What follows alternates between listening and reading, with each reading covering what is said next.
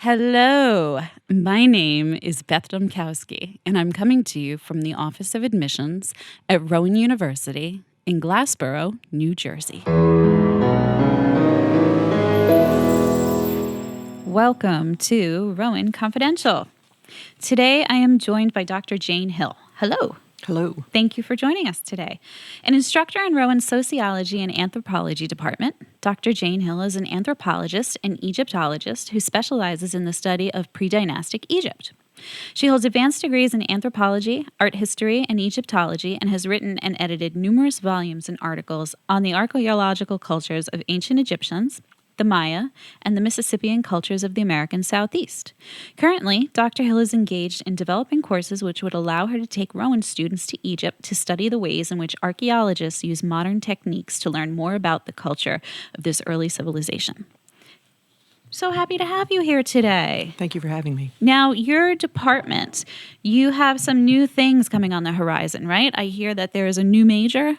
Yes, just this fall, we've introduced a new major in anthropology at Rowan, and so it's the first time ever that we've had that here. We're excited about it because it has numerous career tracks that students can potentially take through the major in the areas of our museum studies, archaeology or cultural resource management, medical anthropology, and forensic anthropology. Oh, so interesting. But we're here to talk to you. Okay. About you today. So, Dr. Hill, what wakes you up in the morning? What's your inspiration or passion? Many of my students have told me in the past that one of the things they like about my classes is that I'm very, very passionate about the subject of archaeology. It's something that gets me very, very excited. And wonderful. Doing what I do both in the research and communicating that with students is something that is a big motivator for me. Okay, great. And you're about to take some students abroad. Well, that's my hope. Okay. We introduced a class through the curricular process this fall. It's called Field Methods in Egyptology. And if it's approved, hopefully next year, in the intersession between the fall and spring semesters, it can take students to Egypt to visit various archaeological digs that are in progress, and so that they can see how archaeologists do that kind of work, and also to go to museums. This is important and exciting now in particular because Egypt is just about to open the Grand Egyptian Museum, which is a brand new facility they just completed construction on. It's right near the Giza Plateau. And how fun. So you can kind of My combine goodness. a trip to this, big, gorgeous new museum with a trip to the pyramids as well. So are you going to let faculty and staff come on these things as well? The class is open to anyone who wants to come. Excellent. All right, sign me up. All right. Okay. So doing this, what's one thing that you wish people knew about your research or your discipline? One thing that students are surprised when they take my archaeology course is that how many similarities there are between the cultures of the Americas and ancient cultures in the old world, so to speak. And so one of the things I do is draw parallels between the ancient Egyptians and the Mississippian cultures of the southeast U.S. because they have a lot of geographic and similarities between them. And I think in the absence of European contact, we would have seen similar cultural developments in the Mississippian as we see in Egypt. And that's one of the things that got me interested in Egypt in the first place. So that's okay. That's one of the things that got you interested. Tell me about you. Where are your degrees from? What type of experiences do you have? Oh, okay. Well, I'm currently on my second or third life right now. Okay. Initially, when I got my BA, did my BA work, I was a journalism major with a minor in English literature. Okay. And I had a career for about 10 years as an investigative journalist. Really? Yeah. Okay. And I decided to go back to graduate school and got my first master's degree in anthropology and studying the cultures of the Mississippian period. And then I got a second master's degree in art history, Egyptology, and then I got accepted to the University of Pennsylvania in their Egyptology program there, and that's where I earned my doctorate. And I assume that in all of this, you've spent some time over in Egypt. Yes. Okay. I've been privileged to go on many digs in all over the country. Basically, I've worked in done a lot of work in the Abydos region, which is where Penn has most of its projects, but I've also worked at Karnak Temple in Luxor to the south, and I've also been privileged to work with Dr. Ann Macy Roth at Giza. So we've done some excavations there. So I know that you're taking your students, or you're hoping to take your students over as well. Here on campus and in the United States, how are they engaging in pre-professional activities? Well, the point of this particular class that we're talking about is actually to demonstrate how professionals do this kind of work.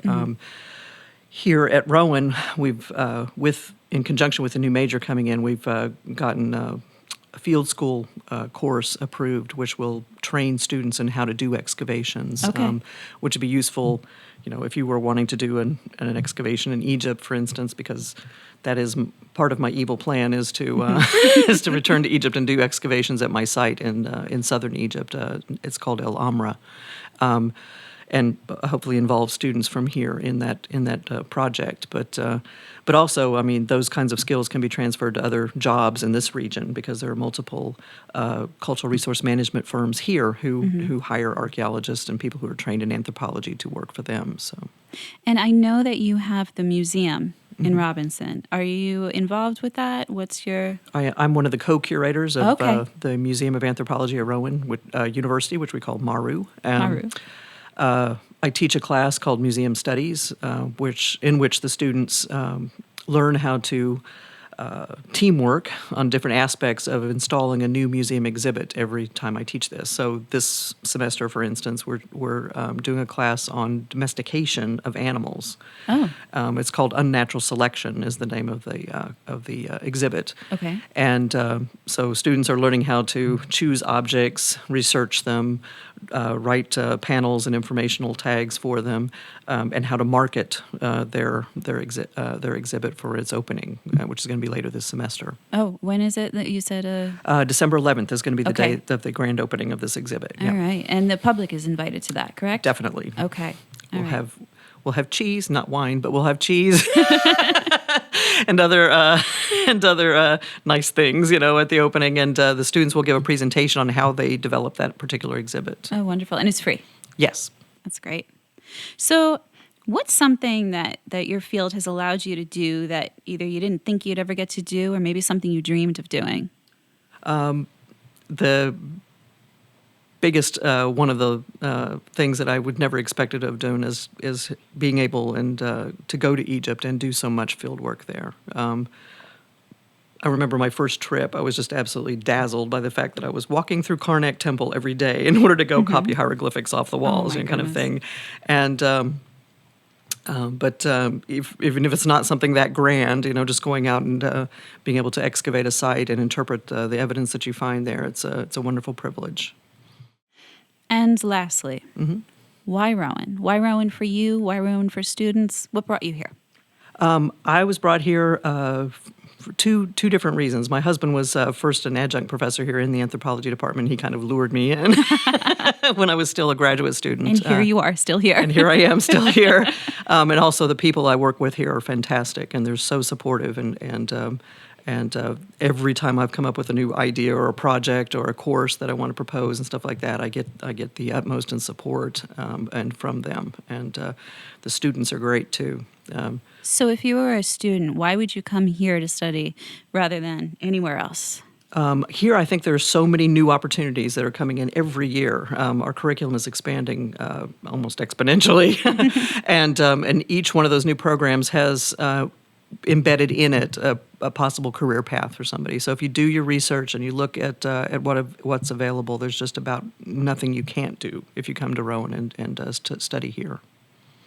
Dr. Hill, thank you so much for joining us today. Thank you for having me. This has been Rowan Confidential.